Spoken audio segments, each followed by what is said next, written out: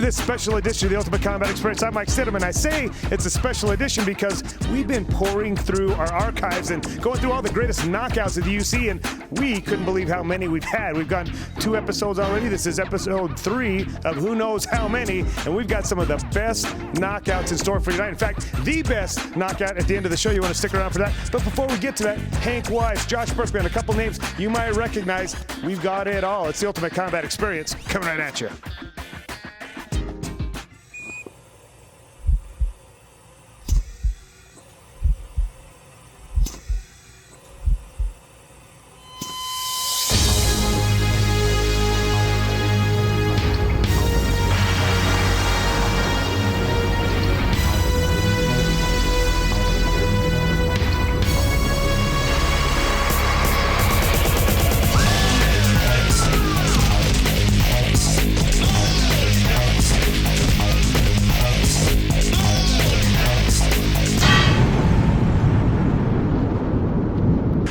In the amount of years we've been doing this, we have seen one of everything step into our cage. We have an older guy. When I say older, he's older than me. A former LDS bishop with a slew of kids decided one day, I got to get in there and check out what I can do in the Ultimate Combat. Check it out, Sparky MMA.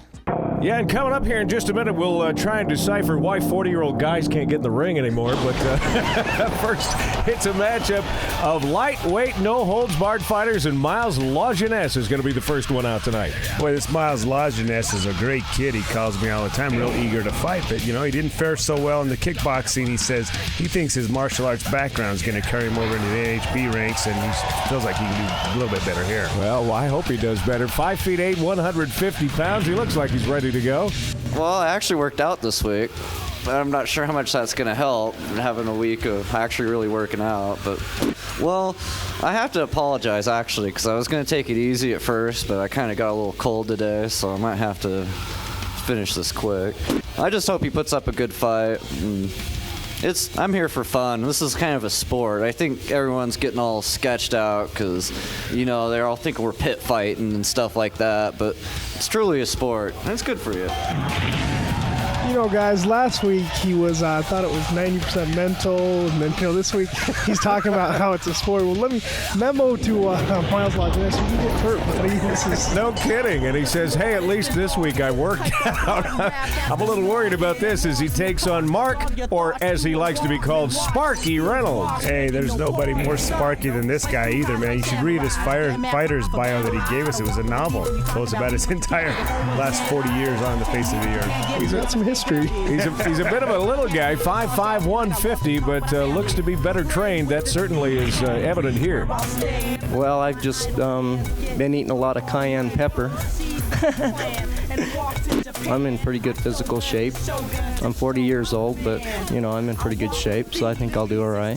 I have a lot of experience, and through the years I've learned a lot of things, so you better watch out for me. Well, I got my 8 kids that are going to be watching it next Sunday, and I'm going to be out there winning it for them. 8 kids, 40 years old. This guy is number 1 in my book, guys. See, now I told you, it's not the years, it's the miles, guys. I tell you, when you get old like us, though, eating cayenne pepper is a workout. Yeah, he'll be feeling the pain of that later. The Brawls of Fall, our first matchup of the night, round number 1, and look who comes charging, the old man. Sparky comes out sparking, man. Lands some big punches right there. Yeah, already. There's another one right to the bridge of the nose. You know what? He's not fighting back here. Lonnie's going to keep a close eye on him. I think he got popped in the nose pretty good there. Bring it back, Mike Lajeunesse. Sparky came out and landed a couple of big shots. And hey, Mike's done there. Miles is done. Somebody needs to step in, and I don't know if you can see it from this camera angle, but he has a nasty knot right on the left side of his nose right now. Well, his nose is now on the right side of his face. That's a broken beaker, Tim. No kidding. Look at that. No wonder he was waving it off, and as Sparky gave him one more shot to the bridge of the nose, he wanted no more part of this. Sparky did it for Christie there, he said. You'll see it again here. Couple of shots. Here's your herbalmuscle.com combat cam. That's a mouthful, isn't it? Yeah. There's one shot to the nose that throws Lajeunesse back. Right now he's saying, wait a minute, I got to check and see if my nose is still here. Maybe something to tap on. He might want to take a little more time to train next time he gets in. And there's your winner, all 40 years of him, Mark Sparky Reynolds. Congratulations. You heard the secret is cayenne pepper. That's my new boy. It's my new ace in the hole. Sparky. Garrett Robinson and Mark Reynolds, a lightweight, no-holds-barred matchup. Let's see who's going to come out here first, and it's Garrett. Garrett Robinson, kids from the Utah County area. He's been calling me for the last little bit, wanting a fight. He didn't want an easy opponent. He wanted somebody that would take him, give him a challenge. 5'10", 158 pounds, comes up from Pleasant Grove, and his train looks like mostly as a boxer. Comes in independent tonight. Taking on Sparky. The crowd will love that here momentarily, but let's see what he had to say about this matchup. Well, I give him props for coming out here as a 40-year-old. It's going to be weird, maybe some of the aggression as, the authority figures might come out a little bit on him, but it'll be a good fight nonetheless. Well, Sparky, let's see how, the fire is inside tonight. Better watch your back. Garrett's probably going to feel like he might be beating up his elders. Well, I kind of like the idea of the 40-year-old feeling like he's getting to take out some of his frustrations of his teenagers right now. Here he comes, though. It's Mark Reynolds. They like to call him Sparky. Sparky, a former LDS bishop, has 8 kids. He's a family man. This guy, we get one of everything in this show, Tim. He's pretty serious about this. You can see on his face. 5'5", 150 pounds out of West Valley City, Utah. And you're right, you don't see many guys his age getting in the ring. Yeah, I got a picture here of my family, and I'm going to do my best for them. I'm going out there, and I'm going to do my best for them. I haven't really done much different to prepare for this fight than I did for the other one. I've been doing the same thing. So. Which is what? Well, I've been eating a lot of cayenne pepper. A lot of people were wondering if, he was a little heavy in the backside of his shorts if he had a pair of Depends on. I thought I saw a picture of Robert in that family picture there, wasn't it? You'll be 40 one day. All right, let's see what happens here. No holds barred. Sparky takes the first one on the chin right there. Yeah, I do remember one thing about Sparky, and that is he doesn't protect himself very well. Sparky took 3 or 4 solid shots there. He's wobbly there. He's back up. I'm just not sure he knows where he's at. Hey, there's a lot of fight in this old man. I tell you what, he is a tough customer, but I don't know if he's got what it takes to get in here with Garrett Robinson. Garrett throws him down again, and that's the 3rd time he's been down. Why doesn't Ethan jump in and call this fight's over here. This fight's done. Yeah, Ethan's stopping it right there. Save Sparky any more damage. He still wants to go. Sparky wants to fight. I love that Sparky, man, but don't you get standing 8s when a guy gets him? Not in NHB. Not when they tumble. No standing 8s. All right. And Sparky, I love you, man. You've had a great run in the Ultimate Combat Experience. You see here on the herbalmuscle.com, though, why 40-year-old men probably shouldn't be in the ring. It depends. Well, unless you're in there with another 40-year-old man. Sparky, I'm proud of you, man. You give inspiration to all us old guys. But, hey, Garrett Robinson is your champ. Congratulations. But, again, hats off to Sparky tonight. It is good to see a guy like that get in the ring. Undoubtedly one of my favorite characters, Sparky, man. He had his flash of greatness and then his flash of getting knocked out. We're going to move into now a couple of legends of the UC. In fact, one guy you're definitely going to recognize had a few UFC fights of his own. Josh Burkman and Hank Weiss. Check it out. Sometimes we talk about the build-up to a main event beginning the week before. This one actually has been months in the making as Josh Burkman, 5'10", 195 pounds, likes to be called the People's Warrior, comes in, Mike, to take on Hank the Vice Weiss. And the last time these two guys got together, what a war. It was a war. There's not a better submission fighter in town than Hank the Vice Weiss. He's beating everybody in town. Steve Gom, anybody they put in front of him, he's beating them. He's going to be fighting a tough kid, though. Josh Burkman's a stand-up fighter and tough kid in his own right. Tell Hank's pumped up about this. He's got a lot of family that have come here tonight to see him fight, and we've been looking forward to this for some time now. Had a chance to talk to Hank just before the fight got underway, and here's what he had to say.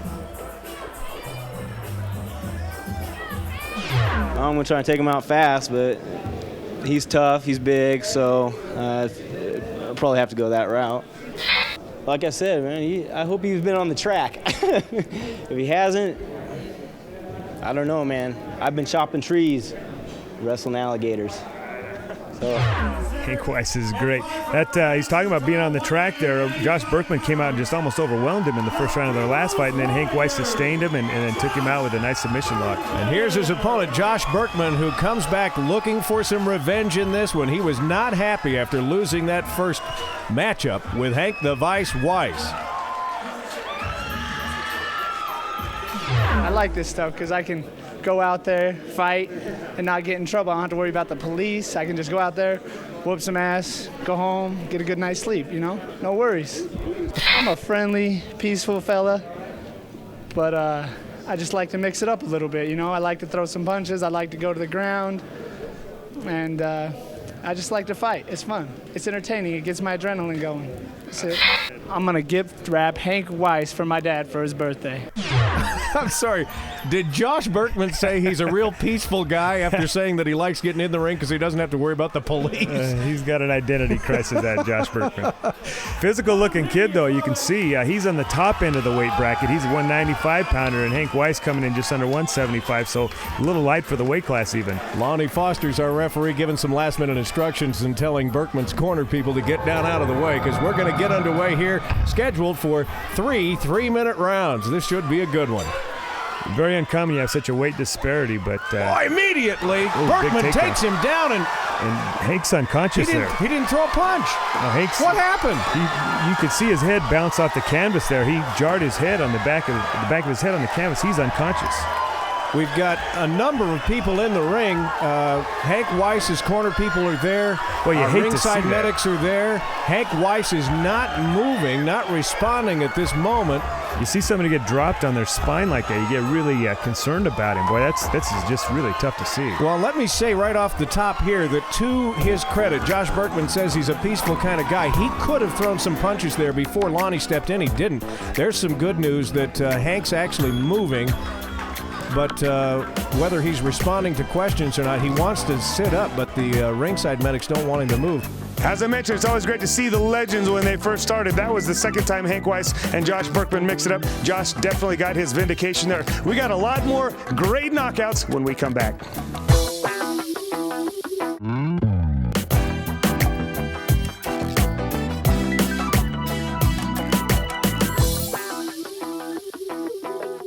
Welcome back to the Ultimate Combat Experience. We're moving into kickboxing now. We haven't had a lot of kickboxing matches of late, but we used to have a lot of them. In fact, we had a lot of really good kickboxers. Adam the Postman Faulkner, who could forget that name? Or Dan Green, another great kickboxer. Or the Coconut Tree, Pile of Polly. All great kickboxing knockouts. Check it out. You know, you can learn a few things, right? Well, I think actually Jess is the big brother, but bigger in age, but not in size. We're underway with the first round.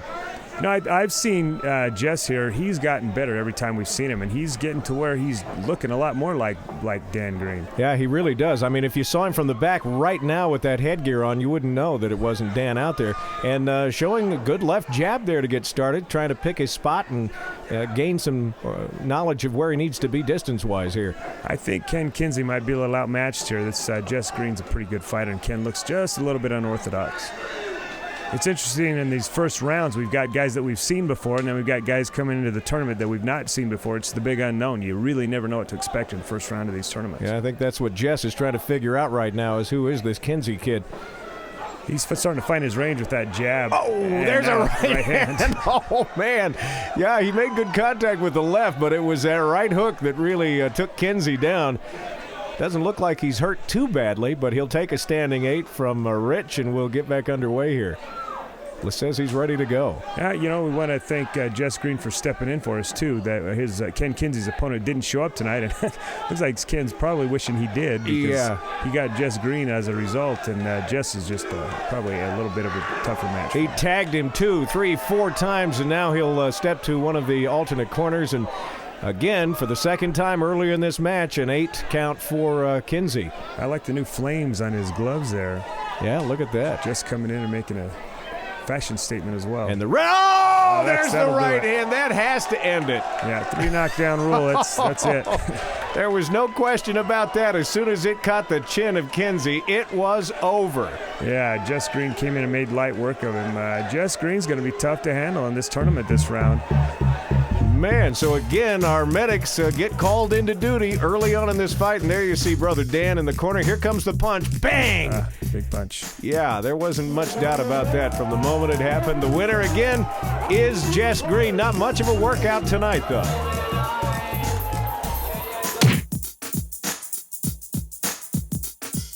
Says they're afraid to get in the ring with him. He's calling him out. Well, let's see how this one goes here. Again, interesting to see the different disciplines getting into the ring together, and I know that's the main thing for Rocco. He wanted to see how his training actually could be applied inside the ropes with a kickboxing match. You know, again, Orado, a very technical style, but I'm not sure how it's going to translate into kickboxing. It's almost a contradiction the way they fight versus kickboxers. They throw punches and pull them back versus looping punches of boxers. Well, one of the first things you notice is their stance is just a little bit different. They stand in a very deep stance, and they leave that leg out front there, making it easy for Adam Faulkner to kind of pick it apart with his kicks, his leg kicks. One thing Adam is good about, too, is being very patient and looking for his opportunities to throw. He always sets it up with a kick, but then he throws some good combinations, right and left hands, and there's a kick right to the side of the head of Rocco. Nice kick there. Yeah, Adam Faulkner's looking really comfortable here. He's taking his time and picking his shots very nicely. Gonna take a timeout. I think the belt was pretty much about to fall off there, so Rocco loses the belt. We'll see what happens here. And again, Rocco very proud of his Orado affiliation, so he wanted to wear his belt into the ring, but it was just getting off and getting in his way a little bit. Wow, Adam clocks him with a right hand over the top, hits him with another one. Like maybe his belt was like his Achilles heel there. He follows it with a kick to the right side of the head, and you're right, it's almost like cutting Samson's hair. All of a sudden, the strength is gone from Rocco Orado. Yeah, take that belt off. And that's going to do it. Yeah, the fight's over. Adam Faulkner comes up with a big flurry right there and knocks out Rocco Orado. My goodness. We'll see it in a replay. There's the first right hand that makes contact, and I think you'll see a mouth guard come flying out here in a second. Another good right hand to the chin. There's the mouth guard hitting the mat.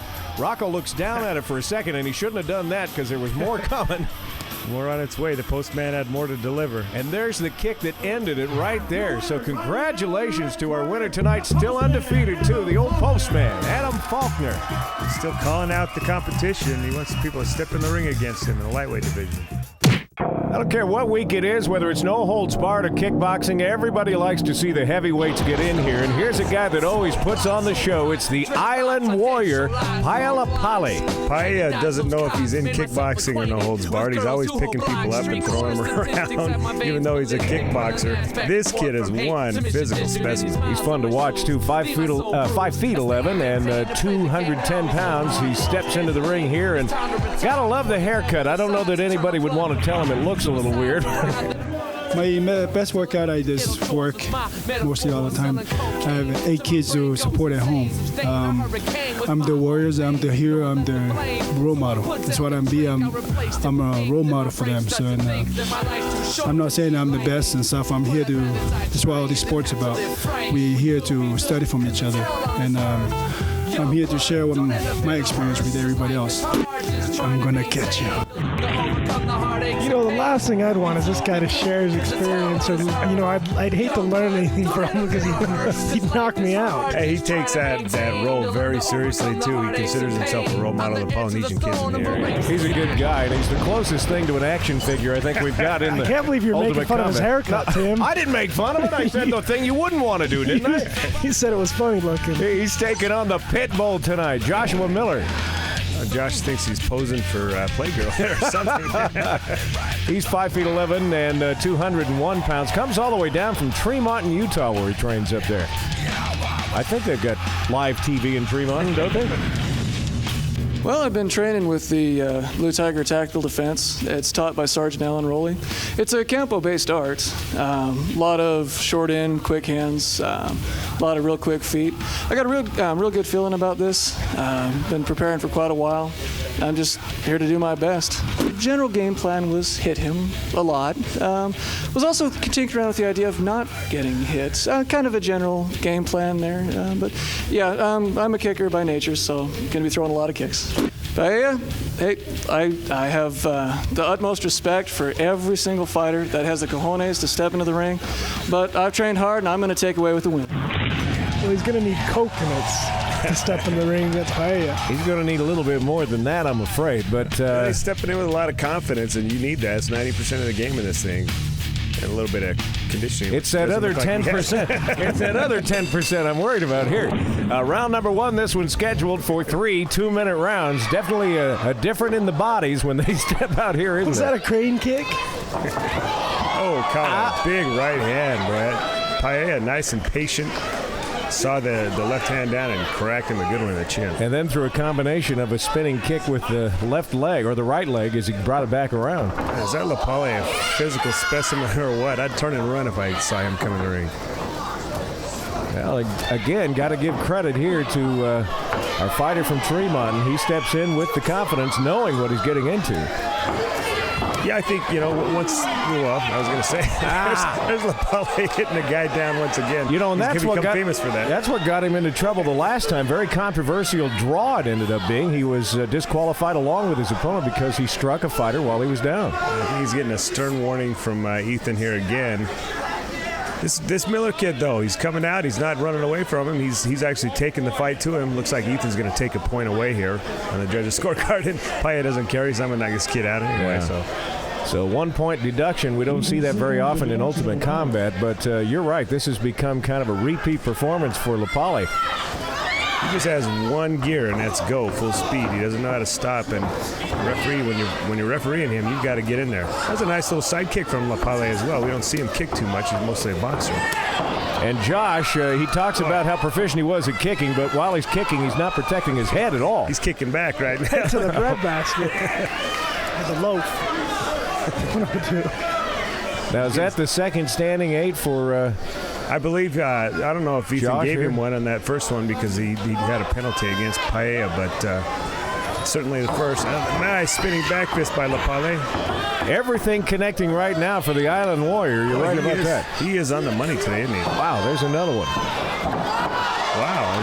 And for at least the third time, that's it. Reynolds is on his can. And Ethan's going to wave this off, I believe. At this rate, Josh is going to need a man's ear. Oh. Give him a little lift. I think Josh is more than happy to let this one end right here. And you look at Lapale, he doesn't even look like he's winded at all. He doesn't have a sweat on him, does he? There's your herbalmuscle.com combat cam, and he was laying some dots on this kid all night long. Boy, Lapale, I don't think he missed a shot. There's where he got the point deduction, and you can see him hanging that leg out there.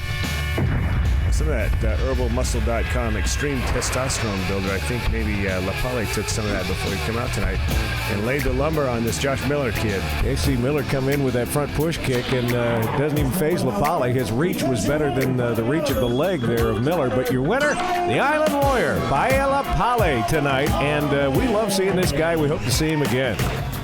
It's always great to look back at the kickboxing matches because I was a kickboxer myself. We're going to shift gears now. We're going to get back into MMA, and you're going to see Maniac, Ben Fumano's second fight. It's a good one.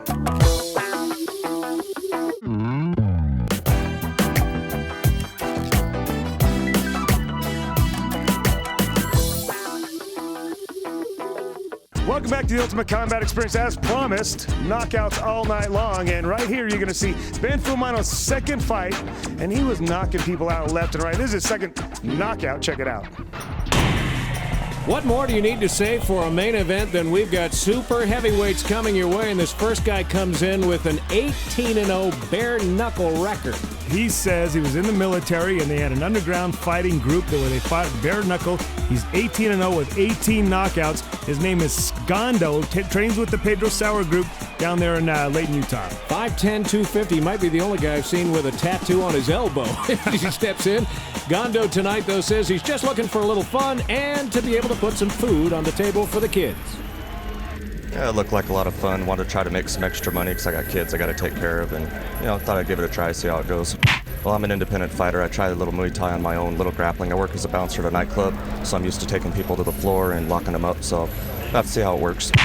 I just take whatever you offer to me and try to use it to my advantage, whether it's a knockout or a submission hold, either one. Well, all I got to say is good luck and let's have some fun. Here's his opponent tonight, Benjamin Fumano, and the last time we saw the Maniac, he knocked out Vino de la Cruz, who, if I remember right, Mike, broke an ankle on the way down. He knocked Vino de la Cruz into next week, and this kid, as I've always said, has got the best 1-2 in the business. He's got tough, heavy hands. we look to see some big punches out of Ben Fuimano again tonight. 6'1", 230 pounds, so he squats about 20 pounds to his opponent tonight, but he comes in with one game plan, and that is knockout.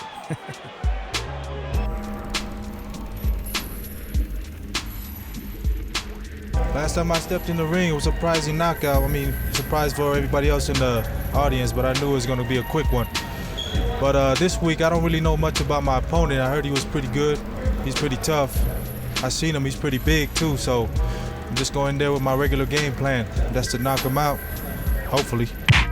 Well, I got good sparring partners. I got Ali Mapula, you know, as he's an Ultimate Fighter, too. And I've been working on a lot of kickboxing. My stand-up game is always there, but I can always get better. So I've been working real hard. I dropped a few pounds for this fight, so I'm coming in there ready. Hey, Jared, I think your name was. Good luck. I heard you're pretty tough, so just bring it in the ring. Don't leave anything up behind. What you're about to see now is the transformation of Benjamin Fuimano from that attitude to the Maniac as he steps in the ring. Oh, he is soft-spoken, nice guy outside the ring, Tim, but you're right. As you see Ethan Andrews drop his hand here, Maniac turns into Maniac. You know what the game plan is for Benjamin Fuimano, and we know that Jared Williams is 18-0 bare-knuckle fighter, so let's see who's brave enough to step in there and take that first punch. Well, Williams threw a couple of nice kicks to start things off here. And look at him calling him out. He's calling Ben out. Ben's not going to fall for that. Yeah, and at the same time, you don't see Jared Williams rushing in there to get that right hand welcome from Benjamin either. Doing a nice job with that push kick, though. I'd like to see him follow it up. He's got to come off that kick with something. That was a nice little leg kick by Fuimano. Yeah, he's taken that left leg out from underneath Jared a couple of times. Jared's got to get those hands. Both these guys got to get those hands up. Couple of punches that were reminiscent of the fight against De La Cruz, just missing there. Just missing is right, and Jared Williams also just about finds his target with the right hand, but now it kind of takes them both out of their game plan when they get tangled up. But here comes Jared again. Both these guys throwing some big punches, and Fuimano lands a big right hand and just misses with another. This crowd in anticipation that somebody is going to get knocked out, loving the action early on in this fight. I'm guaranteeing that, Tim. Somebody's getting knocked out here. These guys are throwing big punches. And neither one of them looking like they want to go down to the mat to wrestle around. They want to do it right here, toe-to-toe. If Williams would throw some punches behind that kick, I think he'd have some success. I see Ben dropping his hands when that kick comes up, and Williams just doesn't follow it up. When you see Jared Williams shooting in there for a takedown, if he keeps his head down very long, he's going to get a knee, too. Fuimano just ducked underneath another big right hand by Williams. And then, lands a couple big punches. I think this fight's over, Tim. He's in trouble. Look at Jared still calling him out like you didn't hurt me at all, but boy, he doesn't look like the same guy that stepped in the ring a few minutes ago. His knees are shaky there, Tim. He's in a lot of trouble. I don't think Fuimano senses that. He needs to follow up. Well, there's one. You know what? I don't think he's getting up. And you see Jared look up at him. Now Ethan has to step in and push the Maniac back. I told you, this kid gets in that transit mode, and it's tough to get him to back off. He's excited now, though, Tim. This is why Polynesians don't dance in public, because I shouldn't say that. They're all pretty big. Yes, they are. And that was Mike Stidham, by the way. He's excited, though. He knows he beat a pretty tough kid. He fought this kid. He felt some punches from his opponent. He knows that was a big win for him. And if you think he's big, look at the guy that lifts him up out of the corner. My gosh. They're all big. You see here on your Crush Combat Cam, brought to you by Strut It. And there were some good exchanges early on there. I was real impressed with the leg kicks that Fuimano landed. But also, I saw some really nice things coming out of that Jared Williams kid. And I don't know if we'll see it, but here's the shot. And then Jared, when he goes, no, this was not the one. When he gets that last punch and heads down to the mat, he looks up at Fuimano and he says, okay, I'm done. Yeah, he definitely said he was done. But you see it, some big punches there. They look like they're grazing blows. These guys, mind you, are 240 plus. These kids are landing some big punches right here. Yeah, and right there, Jared Williams almost made his way out of the ring. I think we're going to get to see that last shot as they make their way toward the center here. And by then, there was already some damage done to Jared. There's the shot that takes him down. Now, if we stay with it long enough, watch, he'll look up Jared says, and say, okay. I've had enough there. And I'm not asleep yet, but I'm done. These guys are gentlemen, though. They recognize that both these guys are competitors. They're warriors. They did a great job tonight, and that was a great main event. Look at the Maniac. He's got his record now 2-0. both. I guess you could call that a knockout, although Jared Williams was not completely out. It was a TKO, Tim, and Fuemano improves his record to 2-0, as you said. But he again, I think this Jared Williams kid showed some good stuff in here tonight. I hope we see him again. There's a lot of people he could come in and beat at Ultimate Combat. I would like to see him come back and do it again. And he's recovered nicely from that right hand thrown by the Maniac, and they're both getting a little smile out of it here.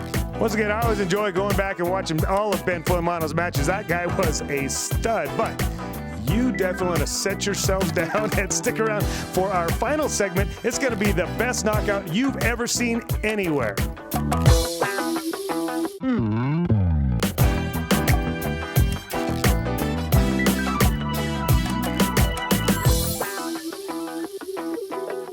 Welcome back to the Ultimate Combat Experience. As promised, we're going to show you one of the best knockouts we've ever seen. And rarely in this show have we had a real mismatch where one guy just is, well, you'll see what I'm talking about. This was a mismatch, but it ends in a big KO. Check it out.